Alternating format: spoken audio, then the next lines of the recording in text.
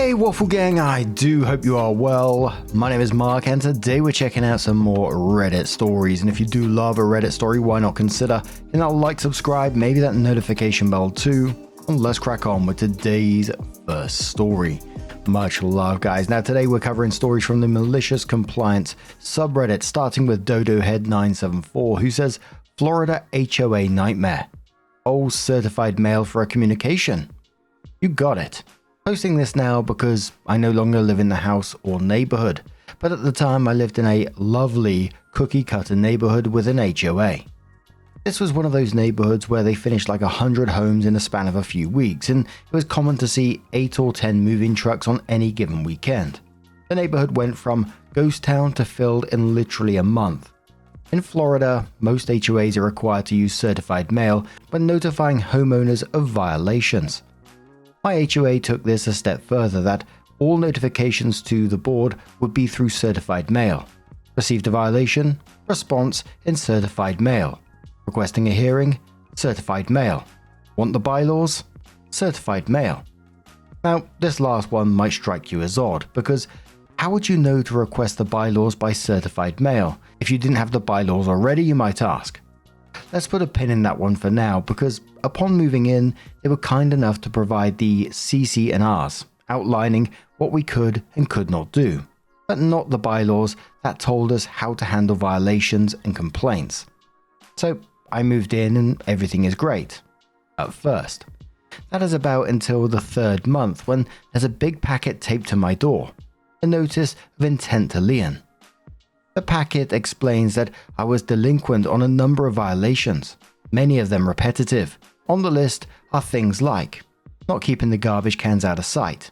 We kept them on the side of the house like most neighbors. Standing water in between the sides of the homes. Grading issue I was fighting with a developer over. Parking one of the vehicles in the driveway but over the sidewalk line. Bushes not trimmed appropriately. Unapproved modifications to the doorway. Installing a Ring doorbell camera. The list went on but totaled $4,032.12 for violations, late fees, and legal fees. I immediately email requesting more information and don't get a response.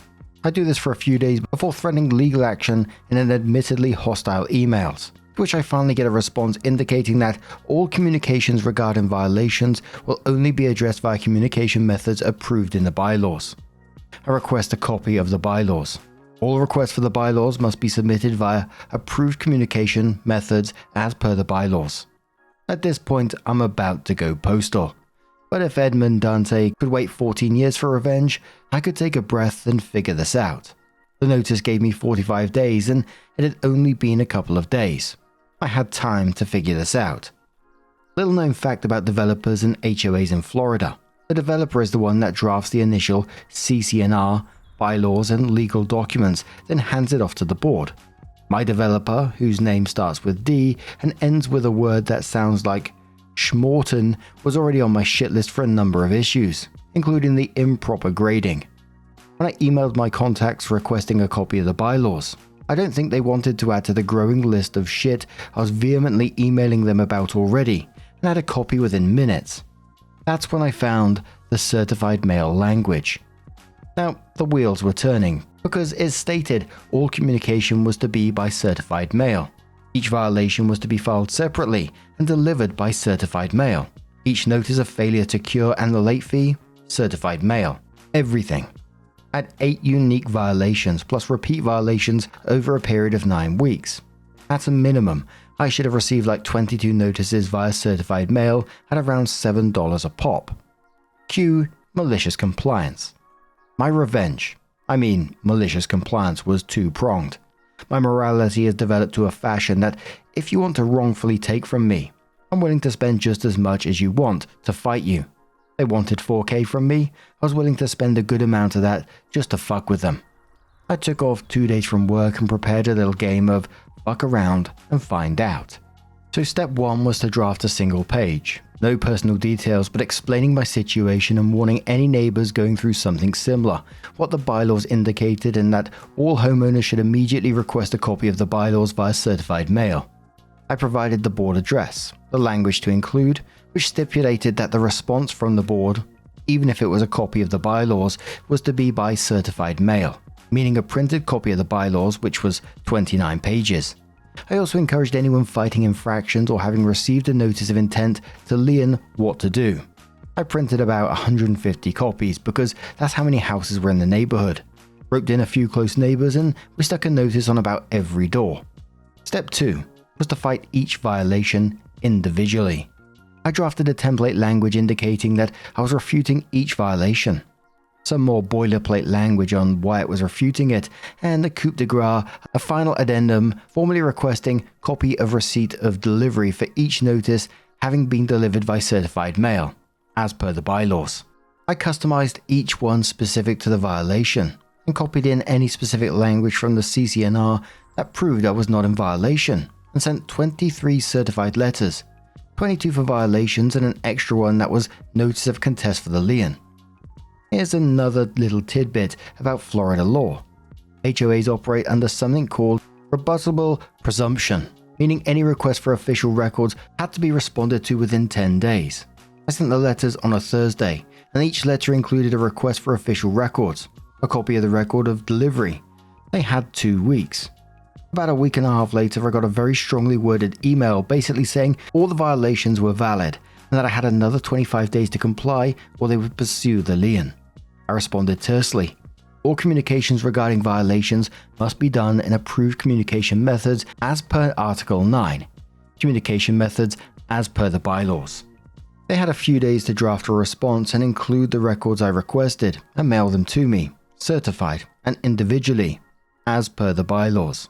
They never did, so I sent 23 more follow-ups indicating they had violated the Florida Homeowners Association Act, breach of the bylaws, and intended to pursue legal action if they did not cease and desist. I wish I could tell you I know what happened to them during that time frame or what it was like for them. But we heard from a man married to one of the board members that something like 100 of the homes requested a copy of the bylaws via certified mail, on top of the fact that they had active liens on several homes for violations, as well as 20 more homes that had been issued a notice of intent to lien. Everyone was now fighting them via certified fucking mail. In the end, the HOA had a change of members that resulted from the legal fees and expenses incurred by having to respond to each violation via certified mail, drying up the reserve. Turns out the board hadn't sent a single notice of violation via certified mail, and in most cases had never notified the homeowners at all and assumed the threat of a lien would just get them to pay whatever fines were there. Why were they doing this, you might ask? Simple. There was an undeveloped lot of land on the front of the neighborhood facing a main road, in front of the homes of the first people to move into the neighborhood, coincidentally, where most of the board lived.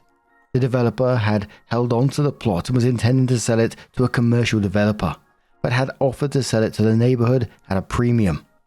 These scumbags didn't want a gas station going up in front of their homes and were racking up violation fees from their fucking neighbors to afford the purchase through the HOA.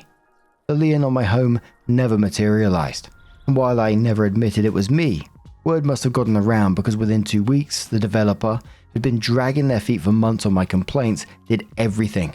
My entire house was regraded on both sides, with French drains put in for added measure. The sides were completely resodded, and everything else taken care of. I only stayed there for like 8 months total before an offer came in that made me give the finger to short-term capital gains and peace out. All in all, I sent 46 certified letters. I think I spent like $350 and 2 days of PTO. Best money I ever fucking spent.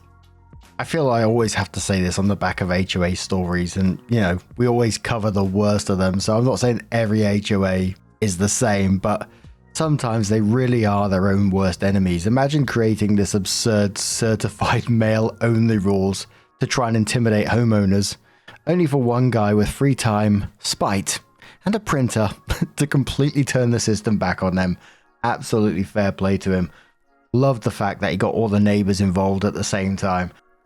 But what do you guys make of this situation? Let us know your thoughts down in the comments below. Let's move on to another story. Now, our next story comes from Bing Bong I Am Wrong and says, if a single radio's battery dies, shut it all down. This happened over 5 years ago, and it still ticks me off whenever I think about it. Also, sorry about how long this is, lol. I was 17 working at a big theme park and had been working there for the better part of a year. I quickly picked things up and was usually regarded as the responsible one on the team, when it was just a bunch of us teens working a ride. We had a college student intern lead who was not good at leading or training new hires. We call him M. At my main ride, it required 3 people minimum to operate. 1 person in the control booth, 1 at the entrance gate, and 1 at the exit. However, we could have 4 or 5 if we were incredibly busy to help deal with the line. The people in the booth and at the entrance could not see the person at the exit directly, so we used radios. The control booth also had a camera on the exit gate. From day 1 on the job, we were taught hand signals in case the radio dies or for quick communication. These signals were universal across the entire park. That summer, 3 freshly certified kids, we had to take tests to prove we paid attention to training, started the ride with someone locked inside the fence, aka not in a seat. Twice it was another employee, once it was a guest, which was a huge deal. The thing with those incidents was that those in the control booth didn't notice their mistake until the others screamed at them to hit the E-stop. Those new hires were either retrained or moved to a simpler ride. Well, one incredibly busy day, there were 5 of us running things. Me, M, and 3 others. M had been called over to another ride, which normally wasn't an issue. About an hour later, someone was scheduled to go home, and M hadn't come back yet. I called the other ride and asked them to send him back. We could have run things with the 3 of us, but it was super busy and we really needed a 4th. A few minutes later, someone, not our lead, was sent over to take over. Weird, but no big deal. Another hour or so went by. Someone else needed to go home. I called again asking for M. Also, all the radio's batteries were dead or dying. Things had slowed down, so I, being the spare 4th person, took the radios to the office to get fresh batteries. This took less than 10 minutes, and in that time, the guys had switched to hand signals as we were trained. When I came back, our lead had once again sent over someone else to take his spot. At this point, I realized that M was probably just shooting the shit in the nice air-conditioned booth at the other ride. Now, the guy got sent over to us was normally at a roller coaster and hadn't been on this ride in over a month, so I gave him a quick review and he took controls. I turned around for maybe 30 seconds when I hear yelling.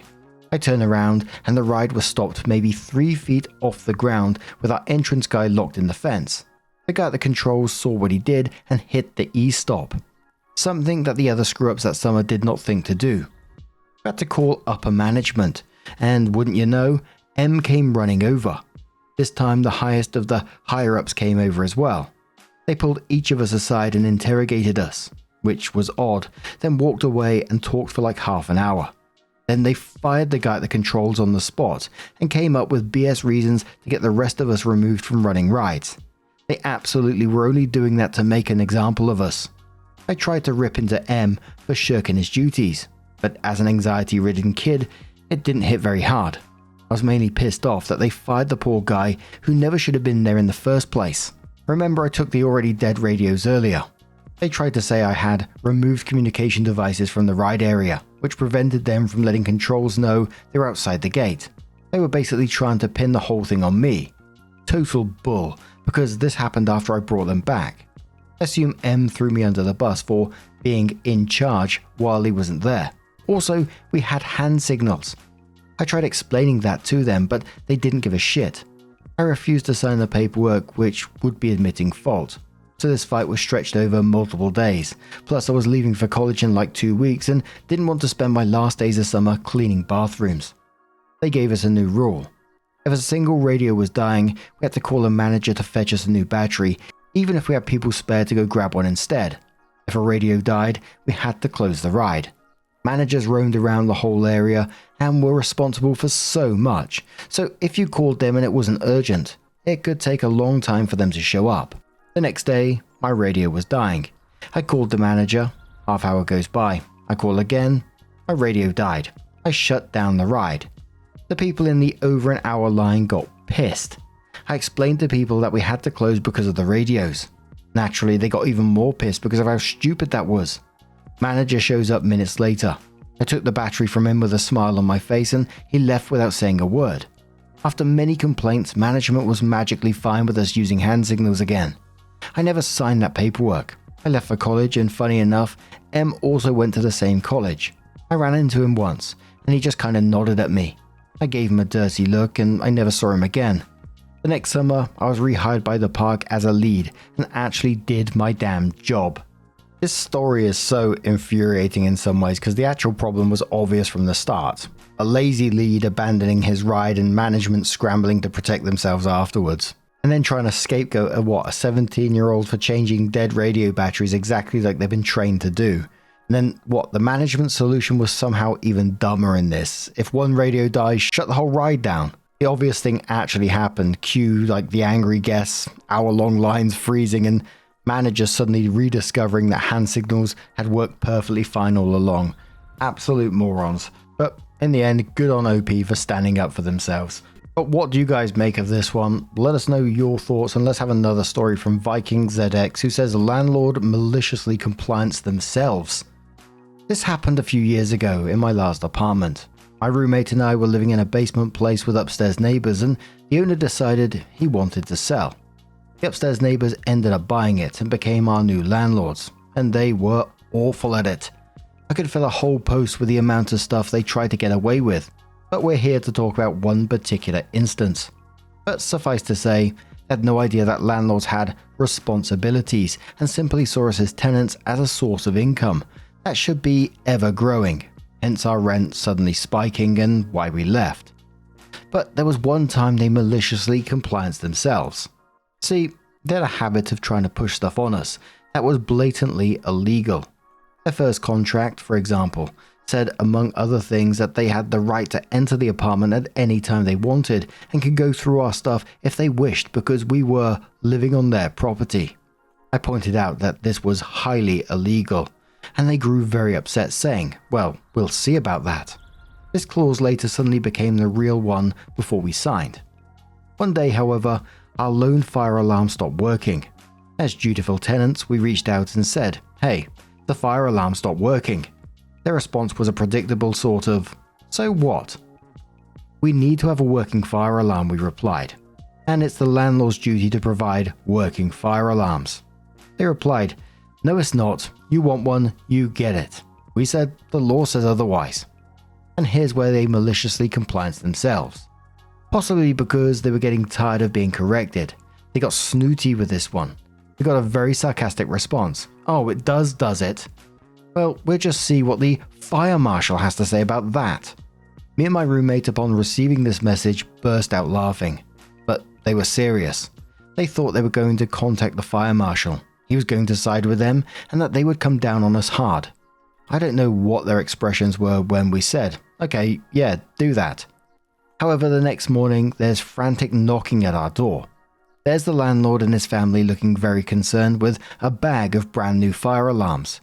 One for each room, if I recall correctly, even 2 spares.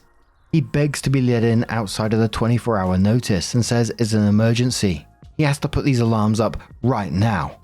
Trying not to laugh, we let him in, and they hurriedly put one in every single room, apologizing profusely for delay and telling us, if you need anything, don't hesitate to ask. I don't know how that meeting with the fire marshal went, or if they got him or someone else at their office, but their attitude painted a pretty clear picture of the ultimate result. They complied maliciously, thinking they'd called our bluff. The top commenter on this one said, yeah, the fire marshal does not fuck around. When he gives you a 24-hour to remedy a problem, he's being very generous, and your consequences can be pretty extreme for missing that deadline. I just don't get the logic from the landlords in this, because they genuinely seem to think the fire marshal was going to go, actually, tenants don't need working smoke alarms, carry on. Like, what world are these people actually living in?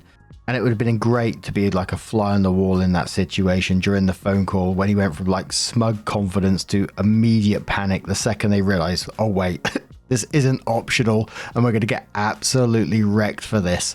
But what do you guys make of this situation? Let us know your thoughts down in the comments below, and let's move on to another story from cockadoodleinmyass. Great name.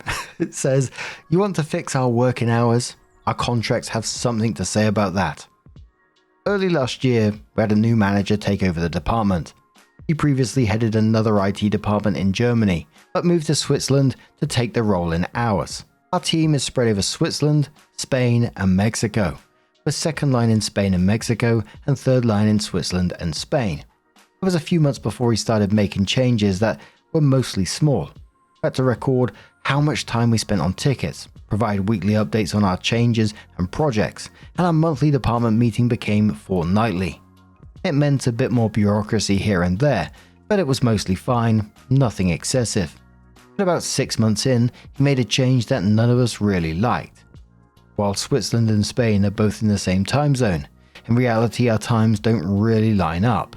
Employees in Switzerland will start at any time between 7 and 8:30 am, while Spain can start later than 9 am. Lunch in Switzerland is often from 11:30 to 12:30, while Spain will wait until 1 o'clock or later. Home time in Switzerland ranges from 3:30 to 5:30, while the team in Spain will often be online until 6 o'clock. This means that meetings between the third line teams usually take place between 9 to 11:30 am and 2 to 4 pm, i.e. about 4.5 hours a day. Outside of those times, you risk people not having started yet, having already gone home, or being out for lunch. This is what our new manager didn't like. While he couldn't really do much about lunch times, he saw the opportunity to align our start and end times. After reviewing people's calendars, he determined that enforcing an 8 am to 5 pm working day would cause the least amount of disruption to our schedules.